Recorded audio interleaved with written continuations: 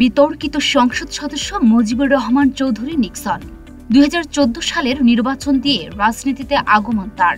250-টিরও বেশি design option নিয়ে Walton smart fridge, বোঝে আপনার প্রয়োজন। 2018 এর নির্বাচনের আগে তিনি ভাঙ্গায় একটি সুবিশাল বাংলো বাড়ি নির্মাণ করেন বলে অভিযোগ উঠেছে। সেই বাড়িটি ব্যবহার করা হতো ভিন্ন মত দমনের টর্চার সেল হিসেবে।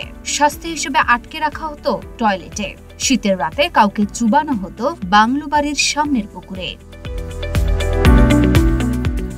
রাজনীতি করার অতীত কোনো অভিজ্ঞতা না থাকলেও শেখ হাসিনার ভাতিজা কেবল এই পরিচয়েই সংসদ সদস্য পদটি বাগিয়ে নেন নিক্সন। 2014 সালের নির্বাচনের মাত্র 19 দিন আগে শিবচরে এসে ভাঙ্গা, সদরপুর ও চরভদ্রাসন নিয়ে গঠিত ফরিদপুর 4 আসনের সংসদ সদস্য হয়ে যান। সে কথা বেশ গর্ব ভরে প্রকাশ করতেন তিনি। সরকার পতনের পর থেকেই বের হতে থাকে নিক্সনের আরেক রূপ। সামনে আসে দখলদারিত্ব আর নিষ্ঠুর অত্যাচারের কাহিনী।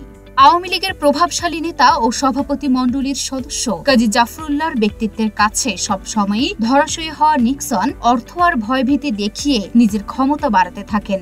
এক সময় কোণঠাসা হয়ে পড়েন জাফরুল্লাহ ও তার সমর্থকেরা। নিক্সনের শক্তি তার বিশাল মোটরসাইকেল বাহিনী। কাউকে ভয় দেখানো, জমি দখল, কাউকে তুলে আনা সবই করত এই বাহিনী। ধীরে ধীরে ফরিদপুরের পুলিশ প্রশাসনকেও নিজের পছন্দের ব্যক্তিদের দিয়ে সাজিয়ে নেন নিক্সন, যারা তার কথায় উঠবোস করতেন। বিরোধী মতের লোকজনকে দমাতে নিজ বাংলো বাড়িটিকেই টর্চার সেল হিসেবে ব্যবহার করতেন নিক্সন। নামমাত্র মূল্যে তিনি কিনে নিয়েছেন ভাঙ্গার পল্লী উচ্চ বিদ্যালয়ের শিক্ষক ভুবনচন্দ্র সরকারের 14 বিঘা জমি।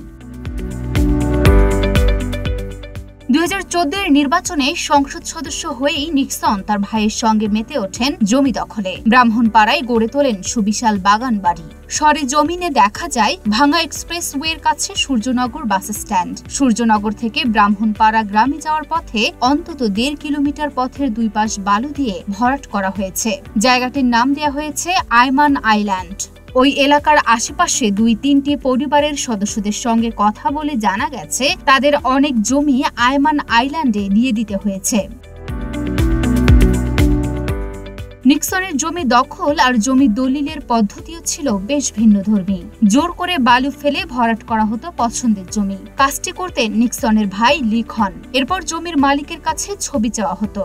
সেই ছবি নিয়ে দলিল প্রস্তুত করে উপজেলা সাব রেজিস্ট্রারকে বাড়িতে নিয়ে আসতেন নিক্সন। তার বাড়িতেই সম্পূর্ণ হতো দলিল রেজিস্ট্রির কার্যক্রম। যে জমির মূল্য 15 থেকে 16 লাখ টাকা, সেখানে জমির মালিককে দেয়া হতো সর্বোচ্চ 5 থেকে 6 লাখ টাকা। এই নিয়ে টু শব্দ করারও সুযোগ ছিল না। রাজনৈতিক পট পরিবর্তনের পর নিক্সন পলাতক রয়েছেন। কোথায় আছেন এটা কেউ বলতে পারেন না। তবে তার সীমাহীন অত্যাচার ও দুঃশাসনে এখনো শিউরে ওঠেন স্থানীয়রা। তার এবং তার পরিবারের সদস্যদের বিরুদ্ধে মুখ খুলতে কেউ সাহস দেখান না। নিক্সনের রাম রাজত্ব নিয়ে মুখ খুলবেন এমন কাউকে পাওয়া গেল না পুরো এলাকা ঘুরেও। তাদের ভয় নিক্সন হয়তো ফিরে আসবেন এলাকায়। মুখ খুললেই তাদেরকে দেবেন কঠোর শাস্তি। তার বিরুদ্ধে ব্যবস্থা না নেওয়ায় হতাশ স্থানীয় রাজনীতিবিদরা। তাকে দ্রুতই আইনের আওতায় আনার দাবি তাদের। সেই সাথে দখল হয়ে যাওয়া জমিগুলো প্রকৃত মালিকদের কাছে ফেরত দেওয়ার দাবি তোলেন তারা। এসব অভিযোগের বিষয়ে আত্মগোপনে থাকা নিক্সন চৌধুরীর বক্তব্য পাওয়া যায়নি। লুনা আফরোজ নিপা, ঢাকা পোস্ট।